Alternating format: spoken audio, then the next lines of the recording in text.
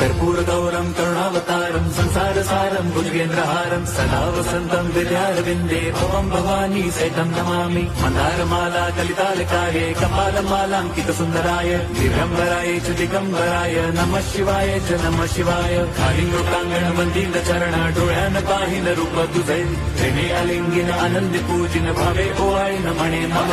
त्वमेव माता पिता त्वमेव बन्धुश्च सखा त्वमेव विद्या द्रवणं त्वमेव सर्वं मम देवदेव। कायेन वाचा मनसेन्द्रियैर्वा बुद्ध्यात्मना वा प्रकृति स्वभावात् करोमि यद्यत् सकलं परस्मै नारायणायेति समर्पयामि। अच्युतं केशवं रामनारायणं कृष्णदामोदरं वासुदेवं हरिं श्रीधरं माधवं गोपिकावल्लभं जानकीनायकं रामचन्द्रं भजे।